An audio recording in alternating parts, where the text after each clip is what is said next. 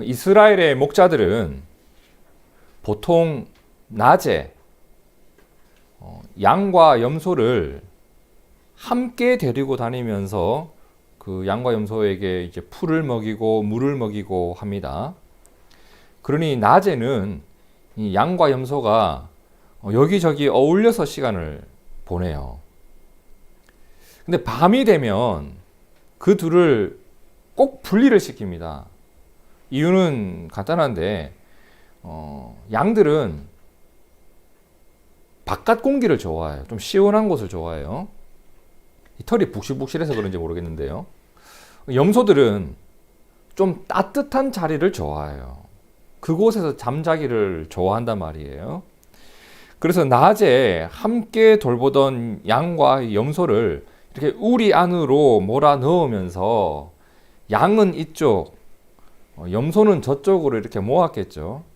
이것은 이스라엘 지역에서는 매우 흔하고 익숙한 풍경이고 당연한 일이고 누구나 다 알고 있는 그러한 일이었습니다. 바로 이러한 삶의 풍경이 이제 오늘 말씀의 배경으로 깔려 있는 거예요. 32절을 한번 보세요. 목자가 무엇 하는 것 같이? 양과 염소를 구분하는 것 같이, 그죠? 목자가 밤이 되면 양과 염소를 이렇게 구분하듯 어떤 일이 있을 것이라고 하셨나요? 31절에 나오죠. 인자가 자기 영광으로 모든 천사와 함께 올 때에 자기 영광의 보좌에 앉으리니 모든 민족을 그 앞에 모으고 각각 구분할 것이다 라고 했습니다. 그죠? 마치 양은 오른편에 염소는 왼편에 두듯 사람을 오른편의 사람, 왼편의 사람으로 이렇게 구분을 하겠다는 거예요. 그렇다면 오늘 말씀의 주제가 무엇인지는 명확하게 드러났습니다. 뭐죠? 인자가 올 때에 재림, 그쵸? 구분할 것이다. 뭐예요? 심판. 그러니까 이 말씀의 주제는 그거예요. 재림과 심판. 예수님은 이 땅에 다시 오셔서 마치 목자가 양과 염소를 구분하듯 사람들을 오른편의 무리, 왼편의 무리 이렇게 구분을 지을 것이다 라고 하셨습니다. 자, 그런데 이 말씀의 결론에 해당하는 46절을 함께 읽어봅시다. 시작. 그들은 영벌에 의인들은 영생에 들어가리라 하시니라.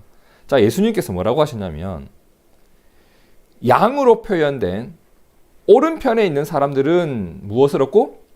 영생을 얻고, 염소로 표현된 왼편에 있는 사람들은 영벌을 받게 될 것이다 라고 하셨습니다. 더 강한 표현을 쓰면 우편 천국 좌편 지옥이라는 말입니다. 그렇다면 우리들의 신앙 상식으로는, 그리고 우리들이 지난 세월 교회에서 듣고 배우고 그동안 믿고 살아온 내용대로라면 오른편에는 어떤 사람들이 있어야 되나요? 오른편에? 예수님을 믿는 사람들이 있어야 되겠죠. 맞나요? 그럼 왼편에는 예수님을 믿지 않는 사람들이 있어야 맞습니다. 그죠? 자, 이 내용은 성경에서도 분명하게 말하고 있는 내용입니다. 로마서 3장 23절에 뭐라고 해요? 모든 사람들이 죄를 범하였음에 하나님의 영광에 이르지 못하더니 그리스도 예수 안에 있는 속량으로 말미암아 예수님이 우리를 위해 십자가 위에 죽으신 그 일로 말미암아 하나님의 은혜로 값없이 의롭다 하심을 얻게 된 게 우리예요. 그죠? 요한복음 1장 12절을 보세요. 영접하는 자, 곧 그 이름을 뭐하는 자? 믿는 자들에게는 하나님의 자녀가 되는 권세를 주셨으니 이는 혈통으로나 육정으로나 사람의 뜻으로 난 것이 아니라 오직 하나님께로부터 난 자들이다 라고 말씀하셨습니다. 정리하면 이래요.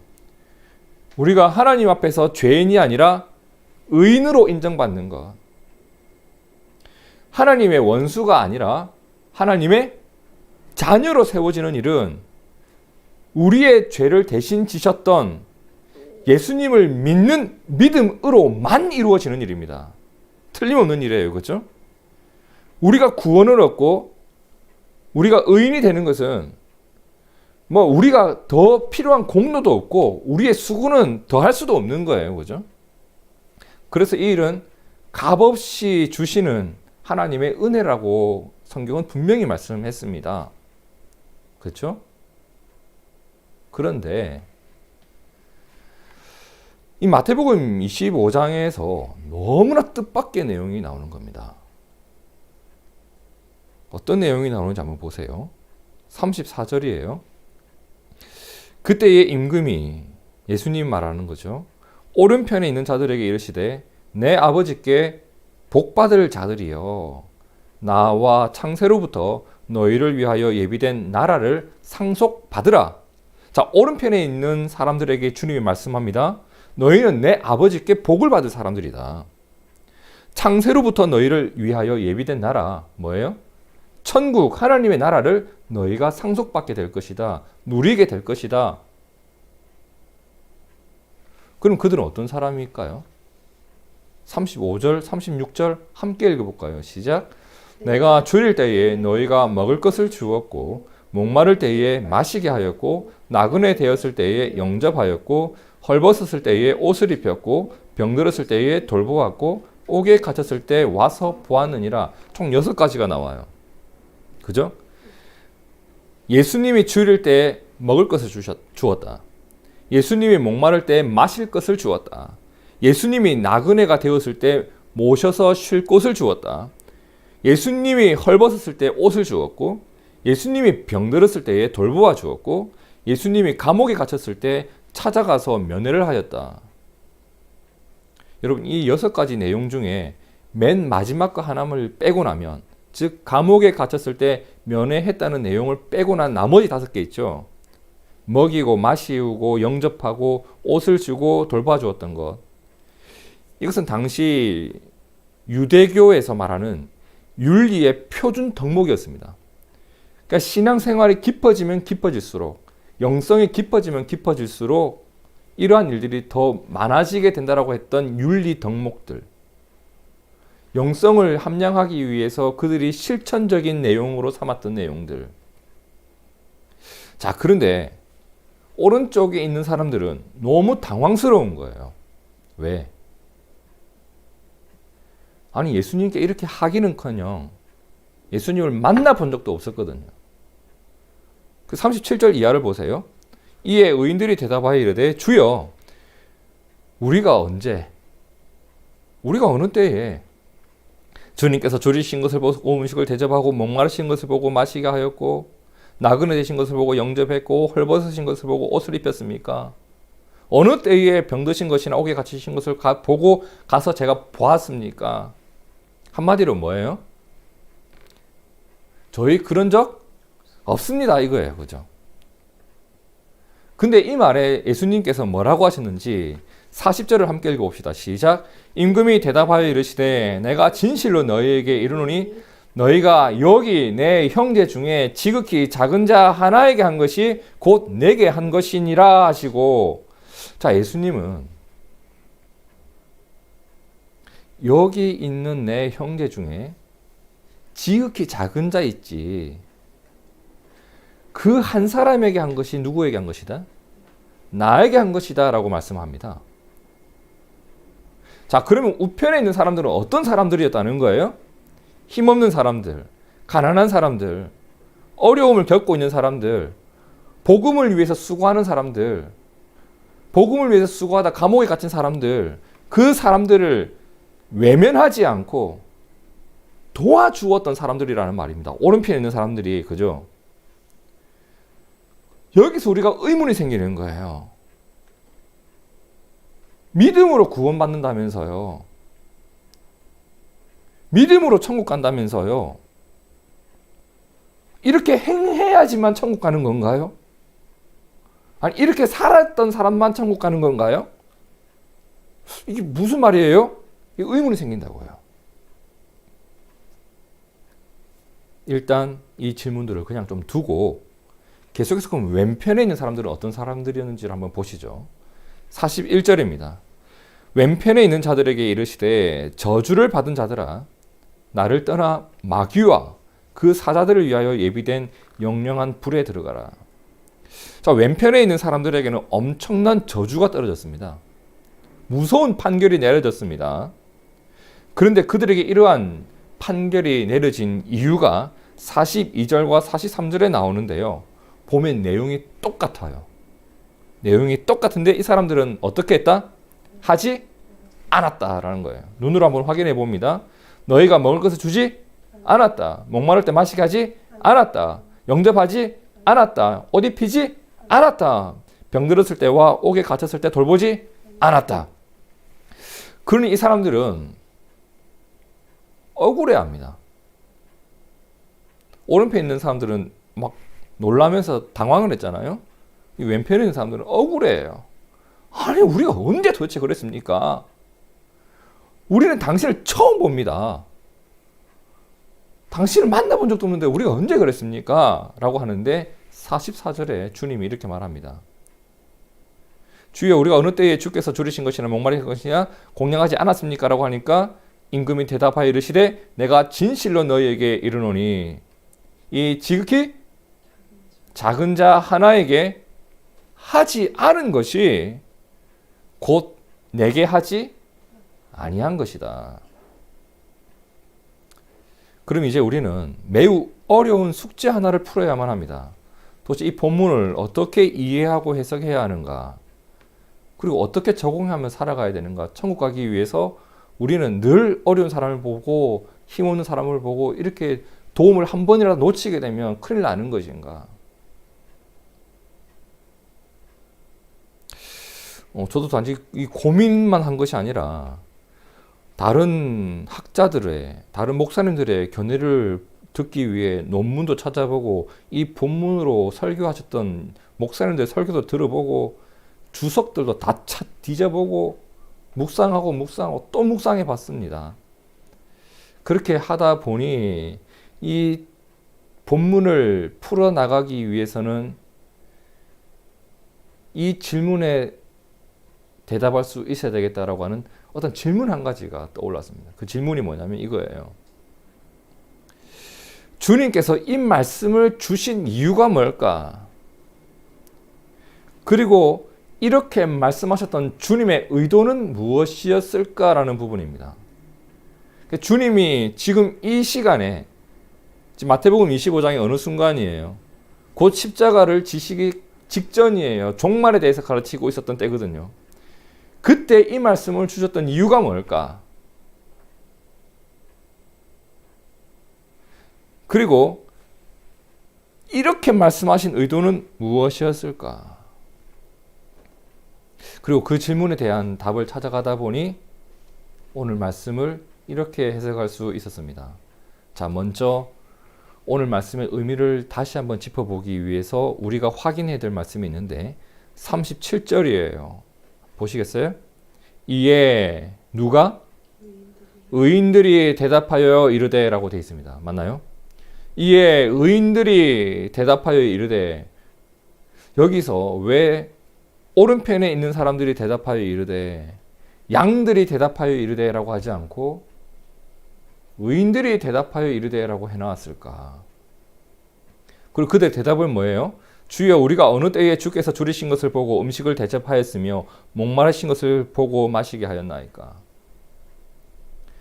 자, 오른편에 있는 사람들을 뭐라고 불렀다고요?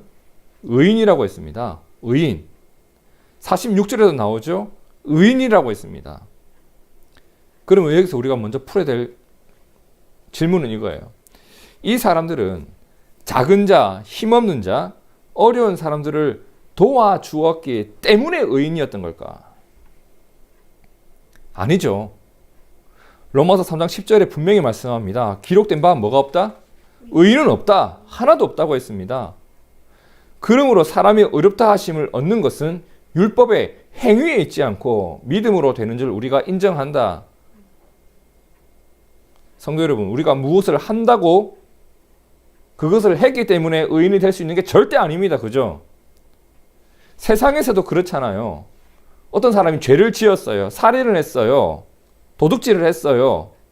자, 근데 그 나쁜 일을 하고 난 이후에 착한 일 몇 가지를 했어요. 누군가에게 돈을 줬어요. 도와주었어요. 그러면 이것을 했다고 이 죄가 무시되어지고 용서가 되나요? 살인을 한 사람이 구제를 한 10,000원 했어요. 그럼 그 사람은 구제를 한 사람으로 의인으로 인정받나요? 아니면 감옥에 가야 될 살인자인가요?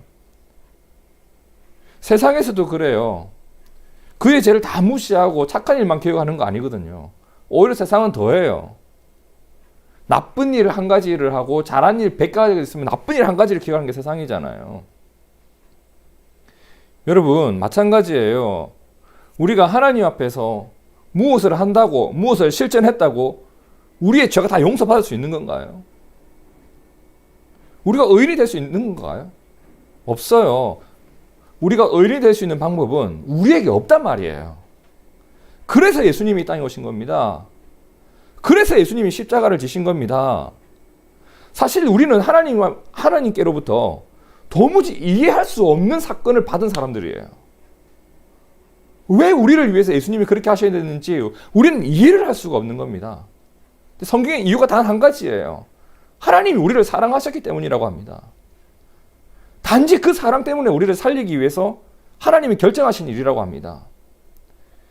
하나님께서는 예수님이 나의 죄를 대신 지셨고 예수님이 그 일을 완전히 이루신 구원자이심을 믿는 그 한 사람을 가리켜 뭐라고 했죠?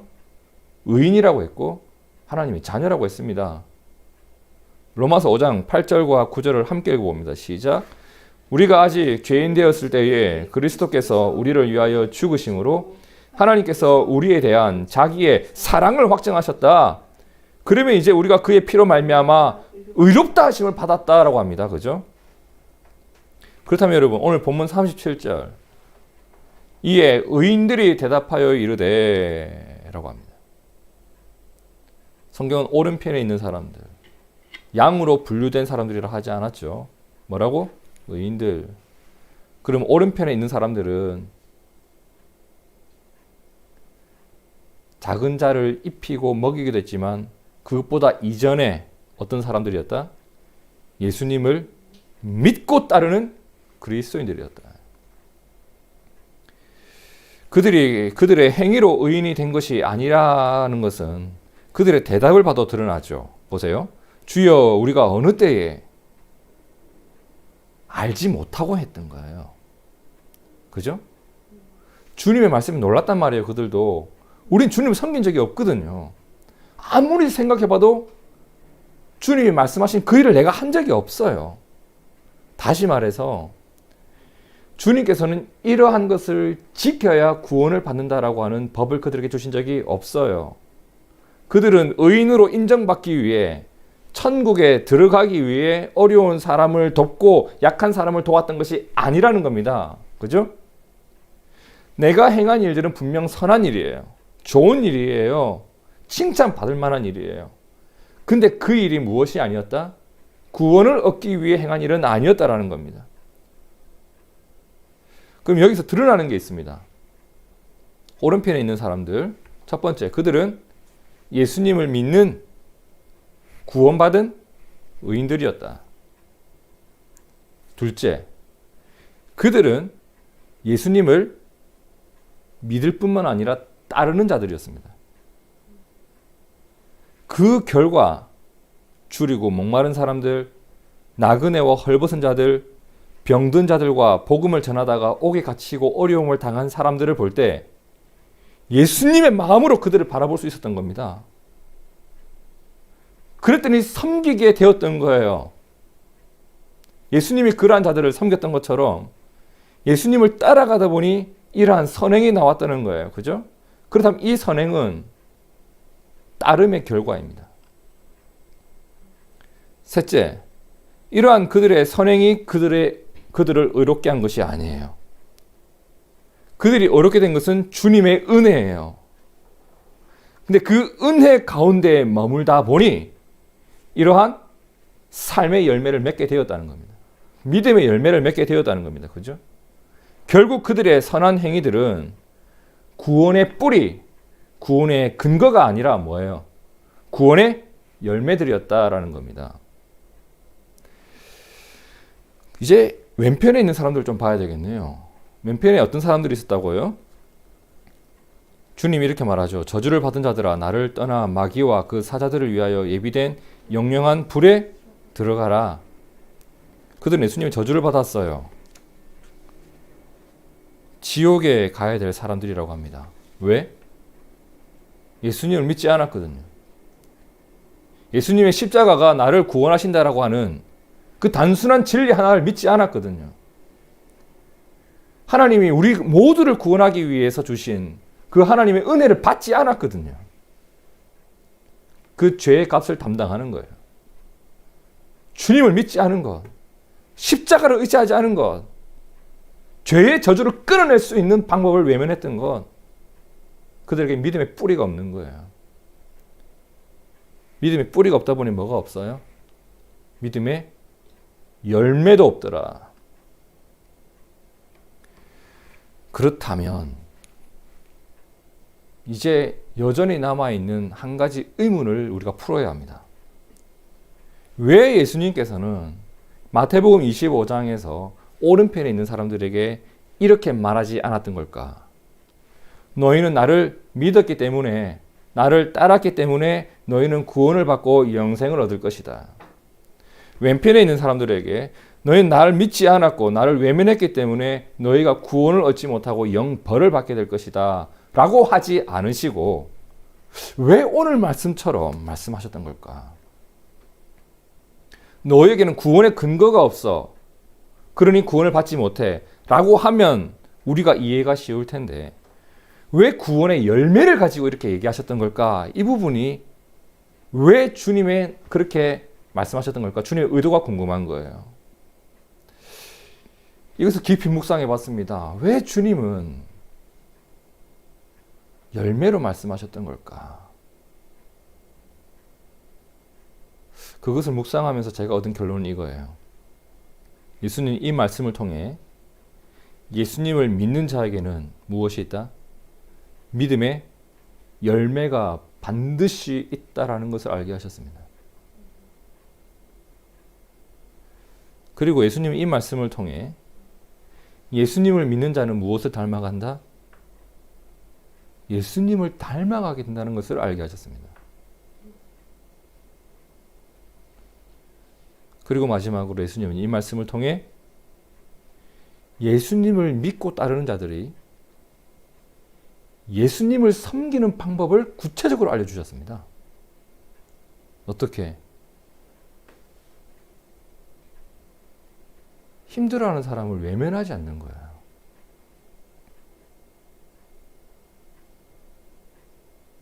오른편에 있었던 예수님을 믿었던 의인들은 이러한 예수님의 말씀을 따르는 열매를 맺었던 겁니다.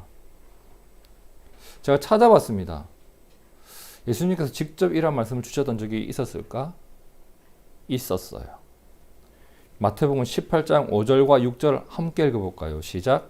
누구든지 내 이름으로 이런 어린아이 하나를 영접하면 곧 나를 영접하는 것이다 라고 했습니다. 그 어린아이 하나, 작은 자 하나를 실족하게 하는 것은 저주받을 일이다 라고 하셨습니다.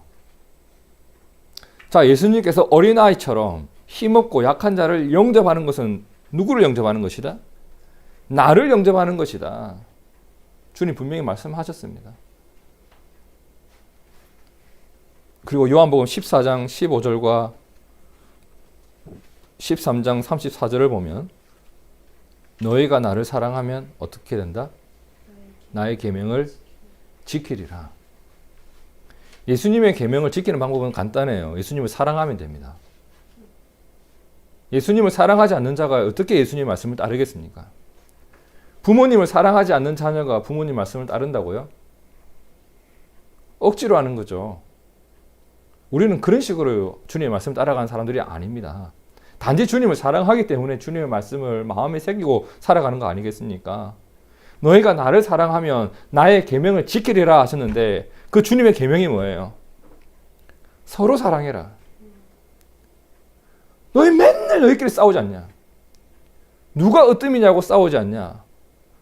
누가 첫째가 되겠다고 싸우지 않냐? 누가 내 왼편과 오른편 앉겠다고 싸우지 않냐?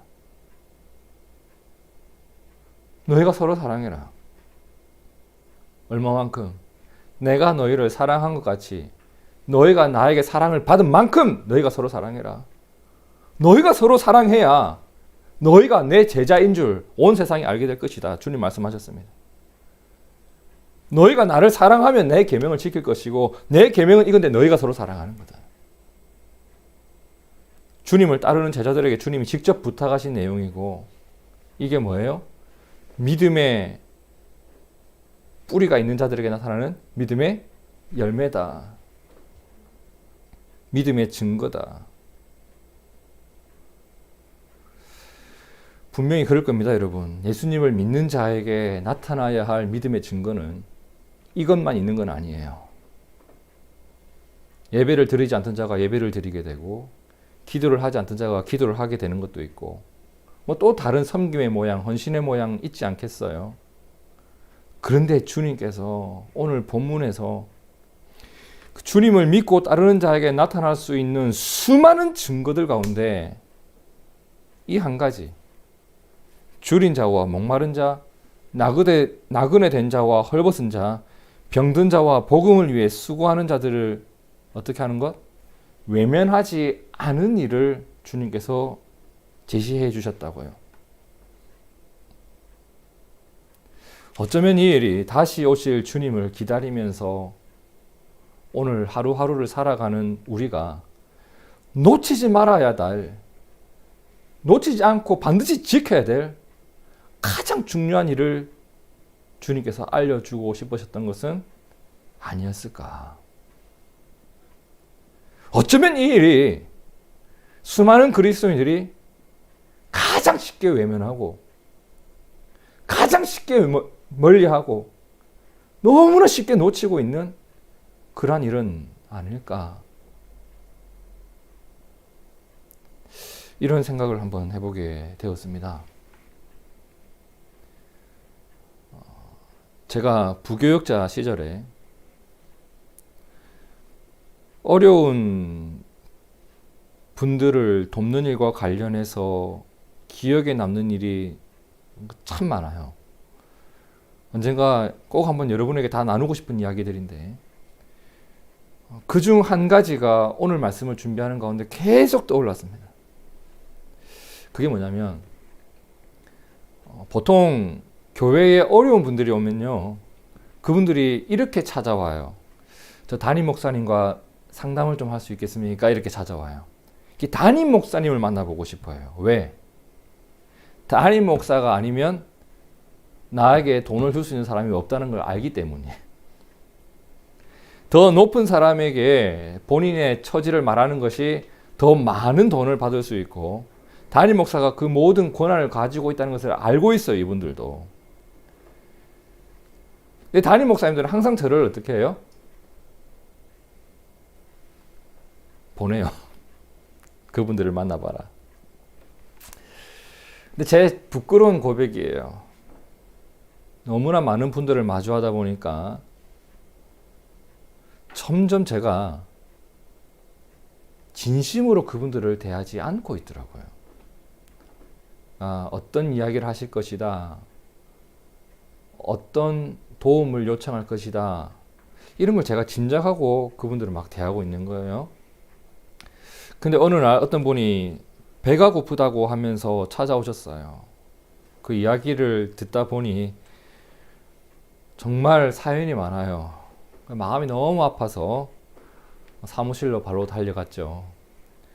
그래서 물어봤습니다. 혹시 지출할 수 있는, 구제비로 당장 지출할 수 있는 돈이 지금 얼마나 있습니까? 라고 물어봤더니 하나도 없다는 거예요. 교회에서 그분들에게 식사는 대접할 수 있는데 돈은 드릴 수 없다. 이게 교회 규칙이래요. 그래서 제가 그분을 다시 찾아가서 지금 교회 사정이 이러이러하다고 합니다. 죄송한데 제가 식사는 준비해 드릴 수 있는데 돈 드릴 수 없게 되었습니다. 라고 말씀을 드렸죠. 근데 그분이 제게 이런 말씀을 하시는 거예요. 목사님, 저는 교회의 도움을 받고 싶은 것이 아니고요. 목사님의 도움을 받고 싶어요. 이러는 거예요. 교회가 안 도와줘도 목사님이 저를 좀 도와주시면 안 되겠습니까? 이러는 거예요. 그 말을 듣는데 그냥 마음에 엄청 큰 울림이 있는 거예요. 제가 가진 것으로 그분을 도우려고 하지 않고 교회 행정상에 남겨진 돈이 있는지, 성도들의 헌금이 남아있는지 이걸 계속 계산하고 있었던 거예요. 제가 도울 생각을 못 해봤던 거예요. 아차 싶었습니다. 그래서 얼른 들어가서 제 지갑에 있는 돈을 다 꺼내가지고 그분께 손을 쥐어 그냥 들었어요. 그리고 배웅회 드리고 나서 다시 교회 사무실로 들어오는데 예수님께 너무 죄송한 겁니다. 그냥 주님, 제가 이래 살았습니다. 예수님이 무엇을 원하시는지, 제가 무엇을 하기를 원하시는지 누구보다도 잘 알고 있는 게 제 자신의 모습인데 주님이 원하시는 일을 제가 요리조리 피하면서 다니고 있었던 것 같습니다. 이래서 안 되고 저래서 안 되고. 이 얼마나 마음이 그냥 무거웠는지 몰라요. 제가 여러분께 자주 드리는 말씀이지만 여러분, 우리는요 예수님을 믿으면 천국에 간다라고 하는 교리 하나를 믿는 사람이 아니라 예수님을 믿는 사람들이잖아요.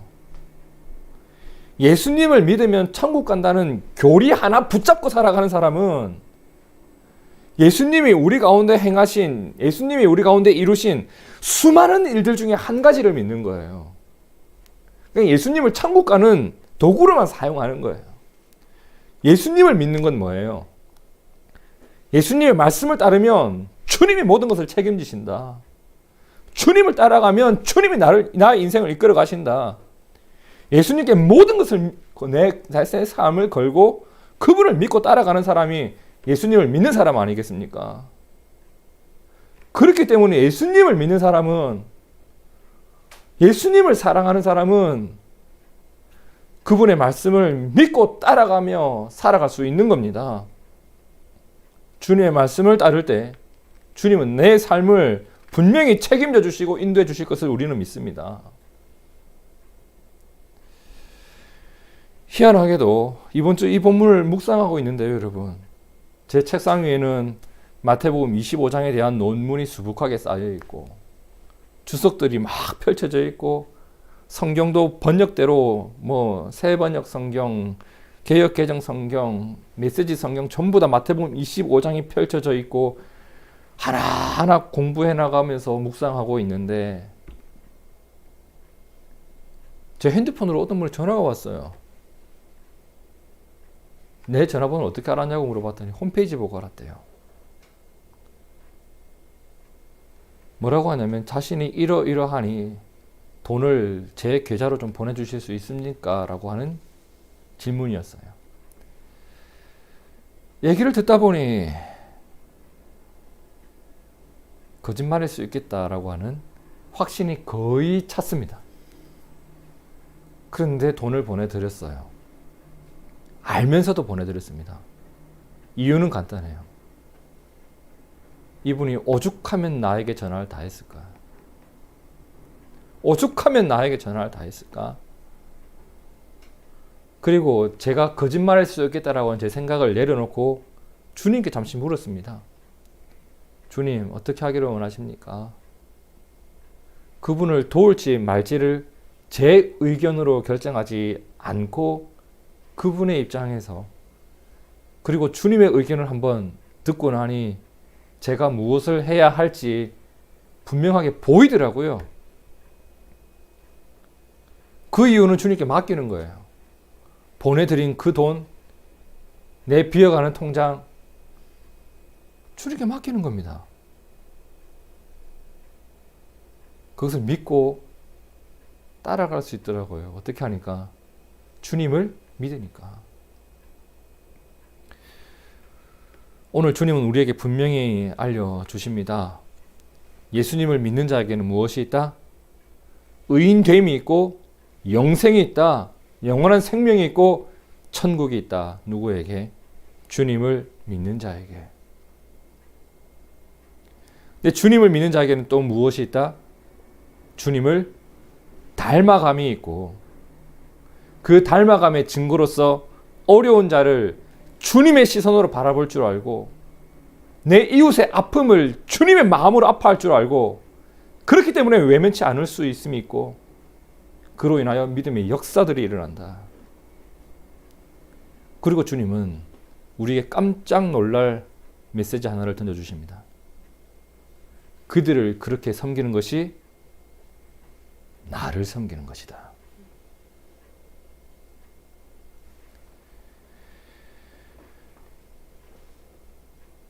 우리들이 살아가는 세상을 가만히 한번 들여다보세요.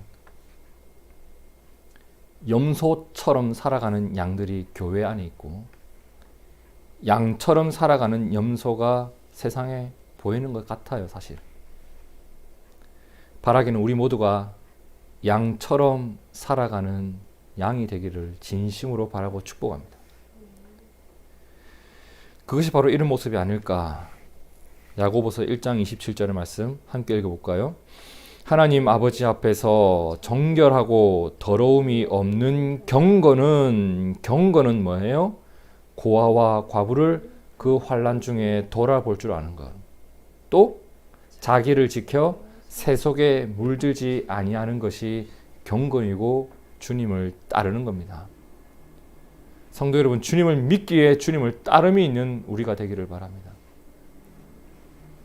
주님의 말씀을 따라가면서 교회와 이웃들을 돌아보며 살아가는 우리가 되기를 바랍니다. 그것이 주님을 섬기는 일이기 때문입니다. 그 일을 주님이 그냥 보고만 있지 않을 겁니다. 오늘 말씀하신 것처럼 아버지의 복을 우리에게 주실 것이고, 우리를 위해 예비된 나라를 반드시 얻게 하실 것입니다. 그 소망과 복 가운데 우리의 삶이 있기를 진심으로 바라고 축복합니다. 함께 기도하겠습니다.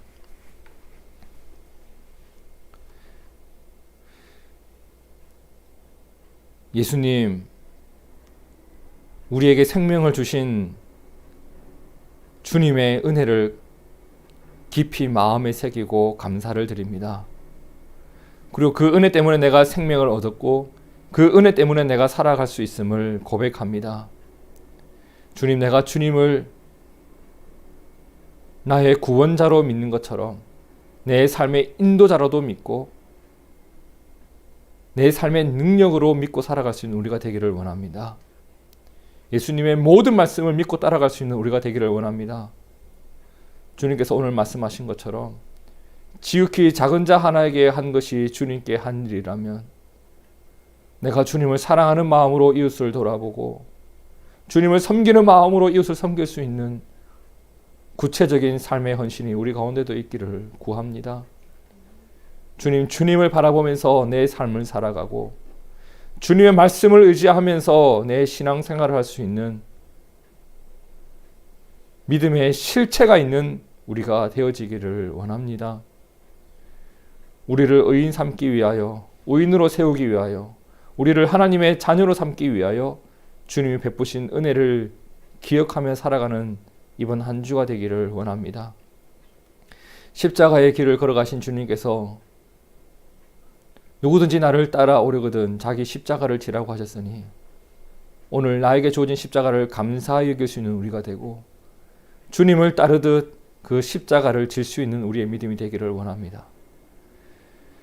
주님, 우리에게 믿음의 열매들이 맺히고 우리 교회가 믿음의 열매를 맺어 하나님께 영광 돌리는 교회요 성도의 삶이 되기를 원합니다.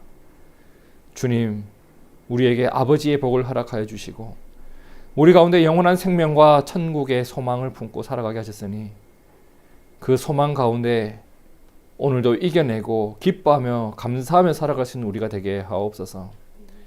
주님, 주님을 믿습니다. 이 믿음이 우리에게 있어서 너무나도 든든합니다. 이 어려운 시기에도 주님이 우리를 이끌어 주실 것을 믿습니다. 그 믿음의 능력으로 한 주도 승리하고 주님의 말씀을 따라가며 살아가는 우리 모두가 되게 하옵소서. 살아계신 예수님 이름으로 기도하옵나이다. 아멘. 아멘. 우리 함께